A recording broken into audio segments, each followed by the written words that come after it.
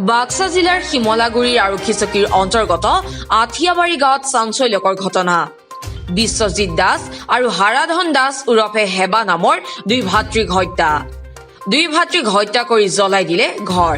দীৰ্ঘদিন ধৰি গাঁওখনত সন্ত্ৰাসৰ সৃষ্টি কৰি আহিছিল দুই ভাতৃয়ে। কিছুদিন পূৰ্বে গাঁওখনৰ কেইজনমান লোকক বিনা কাৰণত প্ৰহাৰ কৰিছিল দুই ভাতৃয়ে। এই ঘটনাৰ পিছতে স্থানীয় বিধায়ক ৰঞ্জিত কুমাৰ দাস আৰু শিমলাগুৰিৰ আৰক্ষী চকী ঘেৰাও কৰিছিল স্থানীয় লোকে।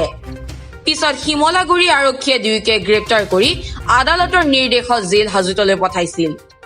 লকডাউনৰ বাবে কাৰাগাৰৰ পৰা মুক্তি পাইছিল দুই ভাতৃ। কাৰাগাৰৰ পৰা মুক্তি পোৱাৰ পিছত পুনৰ গাঁওখনত সন্ত্ৰাসৰ সৃষ্টি কৰিছিল দুই ভাতৃয়ে।